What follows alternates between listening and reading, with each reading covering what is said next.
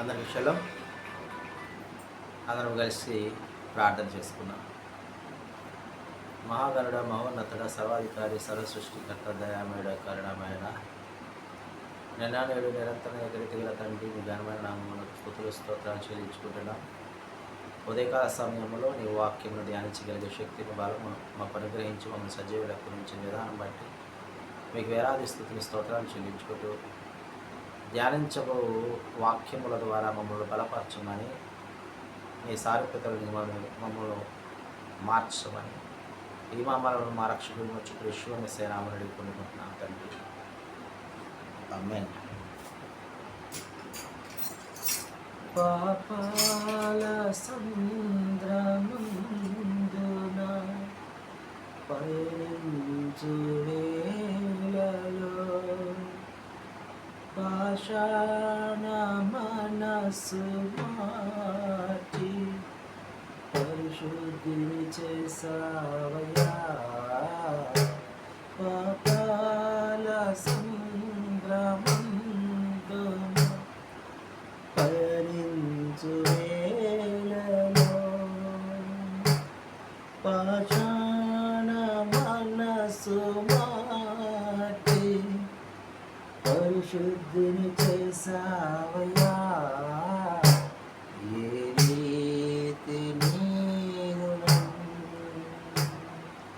తీర్చుకొను యాషువ, ఏ రీతి నీరు తీర్చుకొను యాషువ, ఏ దిక్కులేని ప్రేమించినావయ్యా. ఎంతో కృపను చూపి నన్ను దీవించినావయ్యా.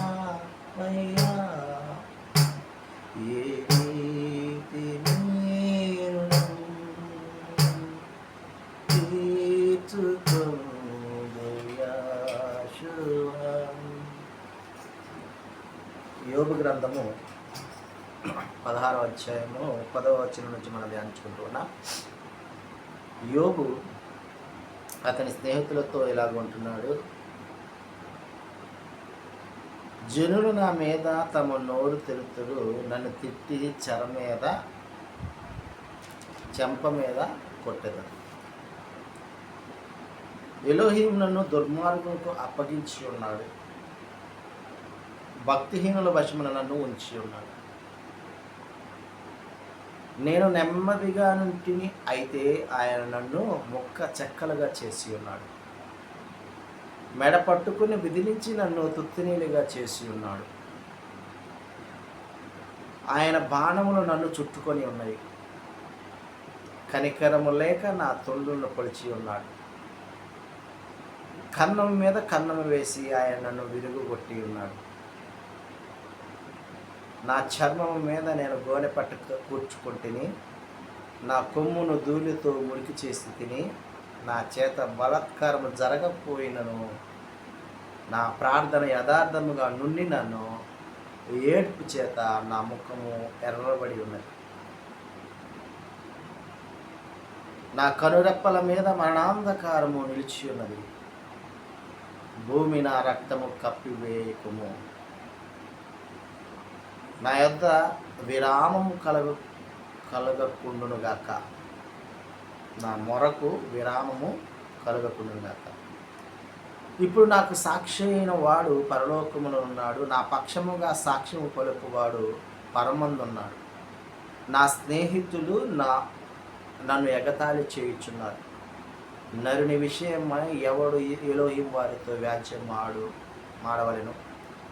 నరపుత్రుని విషయమై వారి స్నేహితులతో వ్యాజ్యమాడవలనని కోరి ఎలోహిం తట్టు దృష్టించి కన్నీళ్లు ప్రవాహము వలె విడుచుచున్నాను. కొద్ది సంవత్సరములు గడిచిన తర్వాత తిరిగి రాని మార్గమున నేను వెళ్ళుదును అని ఎలీఫజుతో యోబు పలికినట్లుగా చూస్తూ ఉన్నాను. అక్కడ ఉన్న స్నేహితులు, ఓదార్చడానికి వచ్చిన స్నేహితులు, దుఃఖించడానికి వచ్చిన స్నేహితులు యోబు పరిస్థితిని చూచి ఎగతాళి చేస్తూ ఉన్నట్లుగా ఈ అధ్యాయంలో మనము గమనించగలం. మరి మీరు అటు పరిస్థితుల్లో ఉన్నప్పుడు స్నేహితులు మీకు ఓదార్పు కలగ చేయకపోగా మరి ఎగతాళి చేస్తూ ఉన్నట్టయితే ఈ వచనాల ద్వారా మనల్ని బలపరుస్తున్న యావే నేనున్నాను అని అంటున్నాడు. కాబట్టి వాటిని ధైర్యంగా ఎదుర్కొని బలాన్ని, ధైర్యాన్ని, శక్తిని యావే మనకు అనుగ్రహించును గాక. ఆమేన్.